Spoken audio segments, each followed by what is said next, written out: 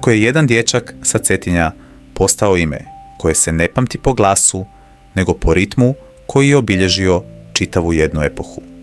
Život Dragoljuba Đuričića nije samo priča o bubnjaru, nego o umjetniku koji je kroz muziku prošao put od malih bendova do najvećih imena bivše Jugoslavije. Rođen 10. februara 1953. godine na Cetinju, Đuričić je kasnije svirao sa grupama i izvođačima kao što su Ju grupa, Leb i Sol, Kerber, Zdravko Čolić i Đorđe Balašević, a ostao je upamćen i po snažnoj ulozi u protestima u Srbiji 90-ih. Njegov život pokazuje da bubnjevi ponekad mogu govoriti jednako snažno kao i riječi. Dragoljub Đuričić rođen je 10. februara 1953. godine na Cetinju, ali njegov put ka muzici nije od samog početka bio jednostavan ni unaprijed određen. Upravo to njegov život čini zanimljivijim. Nije odrastao kao dječak koji je odmah znao da će jednog dana postati jedan od najpoznatijih bubnjara prostora bivše Jugoslavije. Naprotiv, u ranim godinama pokazivao je više različitih talenata i interesovanja. Bavio se i sportom, posebno vaterpolom i plivanjem, gdje je osvajao i medalje na omladinskim takmičenjima. To govori mnogo o njegovom karakteru. Već tada je u njemu postojala energija, disciplina i potreba za ritmom, takmičenjem i snagom pokreta. Kasnije će se sve to preseliti u njegov način sviranja. Zanimljivo je i to da Dragoljub Đuričić nije odmah počeo kao bubnjar. U mladosti je najprije svirao gitaru, zatim bas gitaru, a tek kasnije kao član grupe Krune definitivno prelazi na bubnjeve. Upravo taj detalj je važan za razumijevanje njegove umjetničke ličnosti. On nije bio samo čovjek koji tuče ritam, nego muzičar koji je razumio širu strukturu pjesme, melodiju i dinamiku benda. Možda baš zbog toga njegovo kasnije sviranje nikada nije djelovalo mehanički. U njegovim bubnjevima uvijek se osjećalo da iza njih stoji neko ko razumije muziku kao cjelinu, a ne samo svoj instrument. Prve ozbiljnije muzičke korake pravio je u Herceg Novom, gdje je početkom 70-ih svirao u lokalnim bendovima kao što su The End, Krune, Veritas 19 i Exodus. To su bile godine traženja, učenja i izgradnje identiteta. Nije još bio veliko ime, ali je upravo tada stvarao osnovu svega što će kasnije postati. Takve faze u životu umjetnika često ostaju manje poznate javnosti, ali su presudne. Tu se uči kako funkcionira bend, kako se sluša druge, kako se opstaje na sceni i kako se vlastiti temperament pretvara u muzički izraz. Kod Đuričića se već tada oblikovala ona sirova, jaka i neposredna energija po kojoj će kasnije biti prepoznatljiv. Zato drugi dio njegovog života nije samo uvod u slavu, nego vrijeme u kojem se stvarao čovjek sposoban da jednog dana drži ritam nekim od najvećih imena Balkana. Između sportskih bazena, lokalnih svirki i mijenjanja instrumenata polako se rađao umjetnik koji će kasnije pokazati da bubnjar može biti mnogo više od čovjeka u pozadini. Upravo iz tih ranih godina dolazi ona čvrstina, ona snaga i ona unutrašnja sigurnost zbog koje je Dragoljub Đuričić kasnije zvučao kao neko ko ne prati ritam vremena, nego ga sam stvara.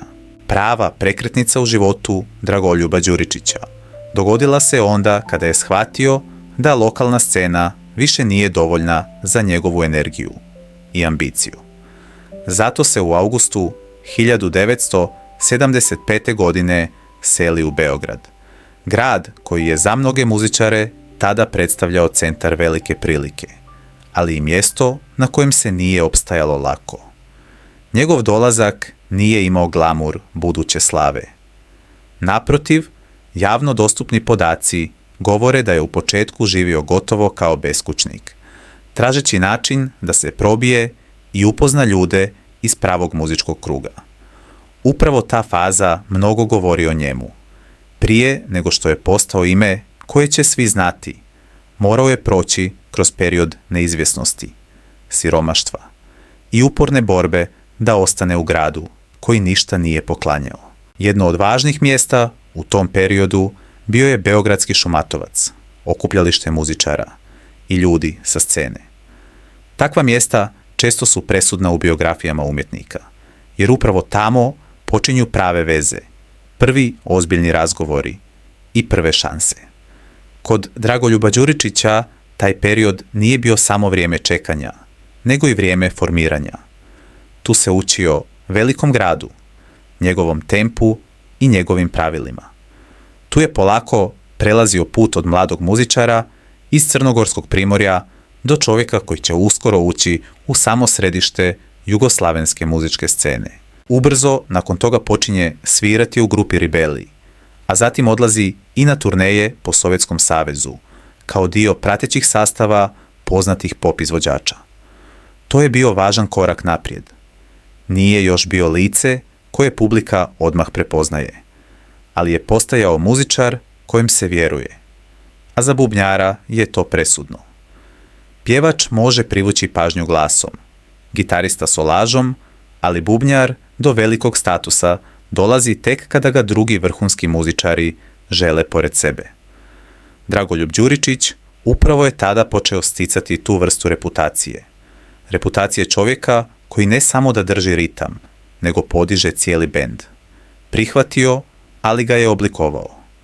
U tom gradu Dragoljub Đuričić je naučio šta znači opstati među najboljima, šta znači svirati, ne samo snažno nego i pametno, i kako od talenta napraviti karijeru.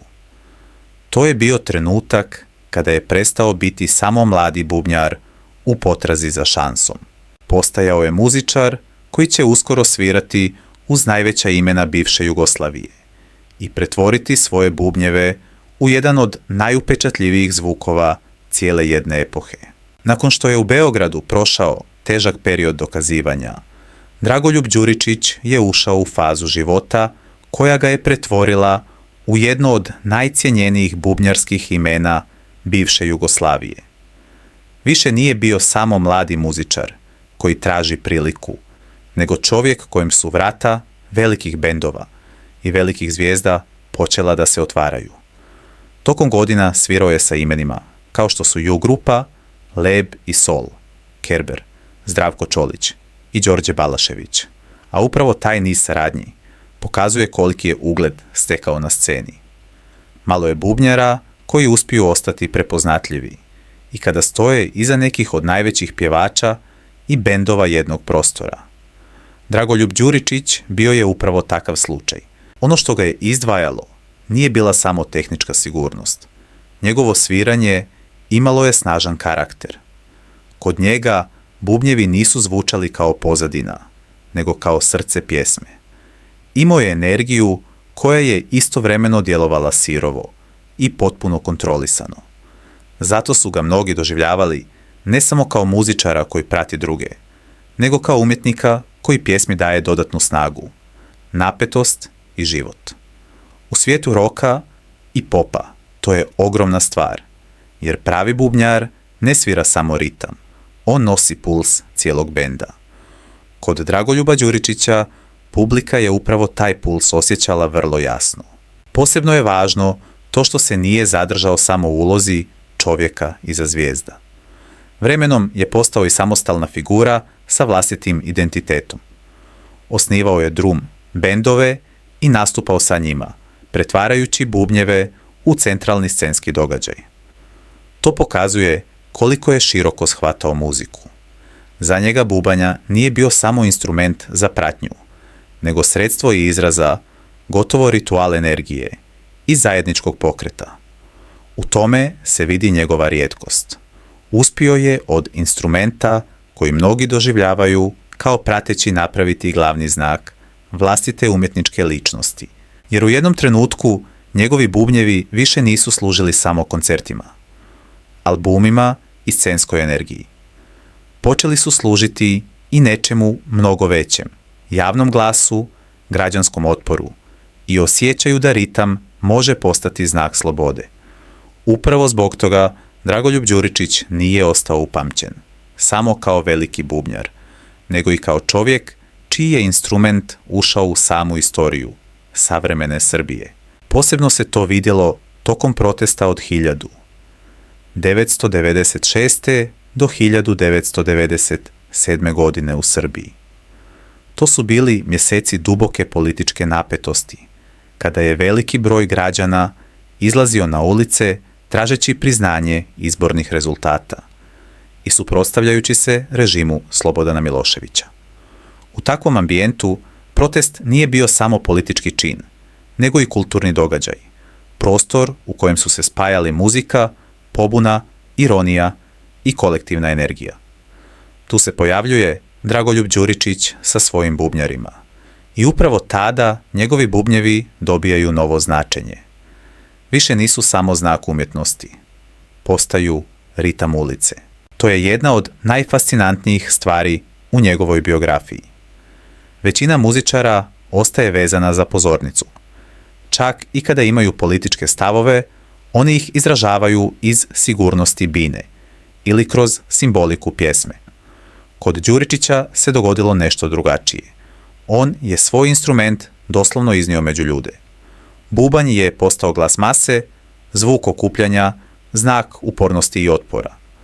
U takvim trenucima muzika prestaje biti samo umjetnički izraz i postaje društvena sila. Upravo to Dragoljuba Đuričića čini tako posebnom figurom. On nije bio samo umjetnik koji je živio u istorijskom vremenu, nego neko ko je aktivno učestvovao u njegovom ritmu. Ako te je ova priča dirnula, ako si u njoj pronašao nešto što te navelo na razmišljanje ili jednostavno želiš upoznati još ovakvih priča, nemoj to zadržati samo za sebe. Podijeli ovaj sadržaj s prijateljima koji također cijene iskrene emocije, inspirativne životne sudbine i priče koje ostavljaju trag. A ako to još nisi uradio, pretplati se na kanal i uključi obavijesti